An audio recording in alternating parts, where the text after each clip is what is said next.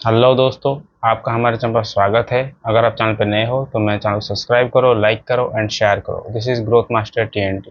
दोस्तों, ऐसे वीडियो बनाने के लिए ना दिन भर का एनालिसिस लगता है, तो अगर आप एक लाइक और शेयर कर लेंगे और सब्सक्राइब कर लेंगे तो मुझे बहुत ही ज़्यादा मोटिवेशन मिलेगा इस तरह के वीडियो आगे बनाने के लिए। तो अभी वीडियो पर चलते हैं। ठीक है, पहला जो हमारा डेट है आज का वो है 10 सितंबर 2025। ठीक है, तो आज का जो मार्केट रहा इंट्राडे के सेशन में, पहले तो मार्केट मॉर्निंग में गैप अप खुल गई। उसके बाद क्या हुआ ना, एकदम से मार्केट चॉपी हो गई और किसी के तरफ भी वो मतलब डायरेक्शन नहीं दे रहा था। ठीक है, और ज़्यादातर क्या हो रहा था कि बस SL ही हिट कर रहा था। ठीक है, तो आज का जो इंट्राडे सेशन था मार्केट का बहुत ही कंफ्यूजिंग एंड वोलेटाइल था। ठीक है, अभी आ जाते हैं हमें निफ्टी का क्लोजिंग हमें कितना मिला है। निफ्टी का क्लोजिंग हमें मिला है 24,973 का, जो कि 0.42% अप रहा है। अगर हम देखेंगे ज़्यादातर इंडेक्स आज पॉजिटिव में रहे हैं। ठीक है, तो मार्केट में एक पॉजिटिविटी थी।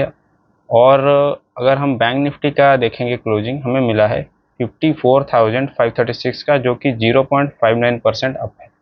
ठीक है, अगर हम सेंसेक्स का क्लोजिंग देखते हैं 81,425 मिला है उसका क्लोजिंग और 0.40% अप रहा। ठीक है, ऐसे ही अगर हम सभी सेक्टर को देखेंगे तो फिन सर्विस का क्लोजिंग हमें मिला है 26,123 का, जो कि 0.62% अप रहा। उसके बाद FMCG का क्लोजिंग हमें मिला है 56,856 का, जो कि 0.64% अप रहा। IT का क्लोजिंग हमें मिला है 36,183 का, जो कि 2.63% रहा, जो कि बहुत ही ज़्यादा अपसाइड रहा आज IT का सेक्टर का, जो कि टॉप गेनर में आता है। ठीक है, अभी देख लेते हैं मेटल का क्लोजिंग हमें मिला है 9,759 का, जो कि 0.26% अप रहा। फार्मा का क्लोजिंग मिला है 22,122 का, जो कि 0.31% रहा। ठीक है, तो रियलिटी का हमें क्लोजिंग मिला है 883 का, जो कि 1.13% अप रहा। और एनर्जी का हमें क्लोजिंग मिला है 34,522 का, जो कि 0.80% अप रहा। उसके बाद ऑयल एंड गैस का क्लोजिंग मिला है 10,966 का, जो कि 0.35% अप रहा। ऑटो का हमें क्लोजिंग मिला है 26,833 का, जो कि 1.28% अप रहा।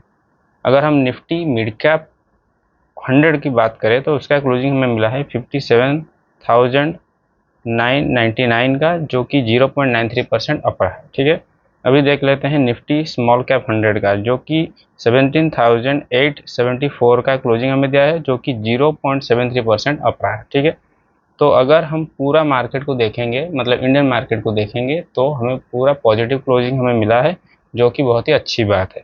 ठीक है, इन्वेस्टर के लिए। ठीक है, अगर हम देखेंगे ग्लोबल मार्केट को तो ग्लोबल का जो USA का मार्केट है डाउ जोन्स का अभी चल रहा था 45,450 का। ठीक है, जो कि 260 पॉइंट नेगेटिव में चल रहा था। ठीक है, 0.57% डाउन चल रहा था।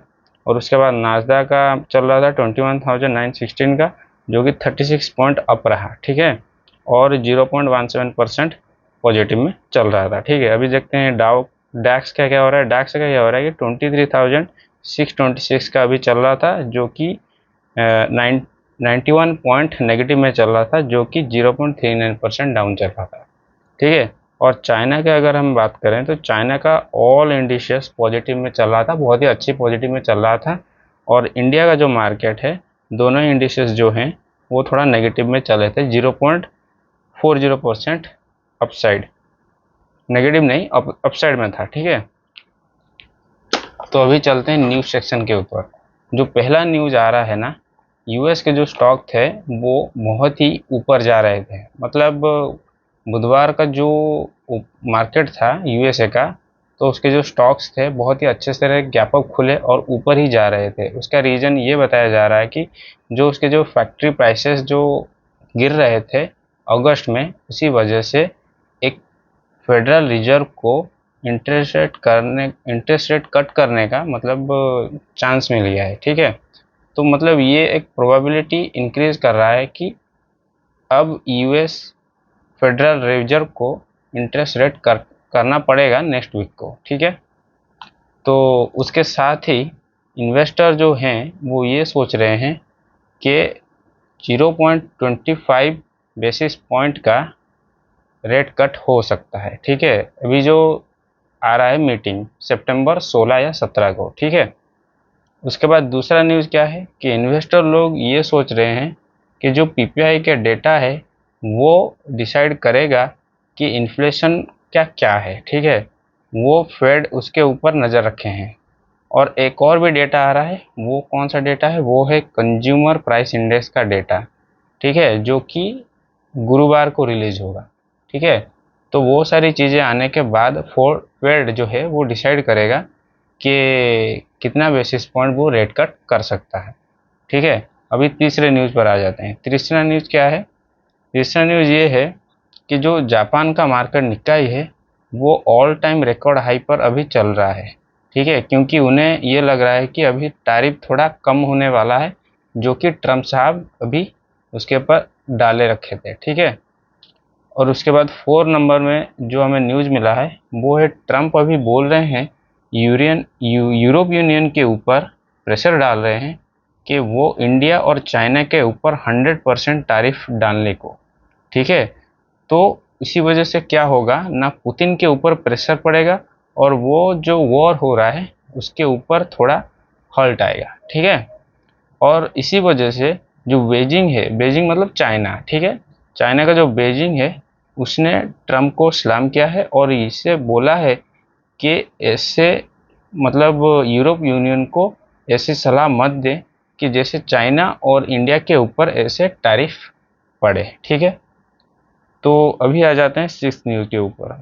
6 न्यूज़ में क्या है कि जो सेमीकंडक्टर का जो सेक्टर है उसके लिए एक अच्छी न्यूज़ है। अच्छी न्यूज़ क्या है कि जो एआई है, एआई के वजह से जो सेमीकंडक्टर का जो सेक्टर है वो 2030 तक 1 ट्रिलियन का इंडस्ट्री हो सकता है।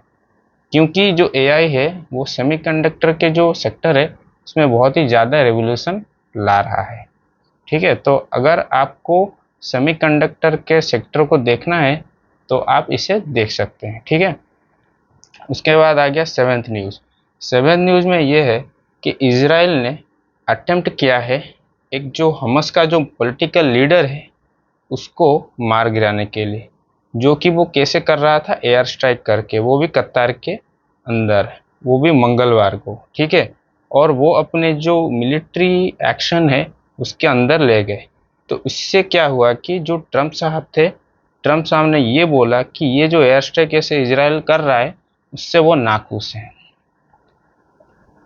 ठीक है, अभी हम नेक्स्ट न्यूज़ के ऊपर आ जाते हैं जो कि अभी इसका लास्ट है कि जो अभी यूक्रेन और रशिया का जो वॉर चल रहा है वहीं पर क्या हुआ कि जो पोलैंड था ना, पोलैंड के जो प्रेसिडेंट थे उन्होंने, सॉरी प्रेसिडेंट नहीं, जो उनके जो प्राइम मिनिस्टर थे उन्होंने ये बोला कि उन्होंने रशिया का 2 ड्रोन को मार गिराया है।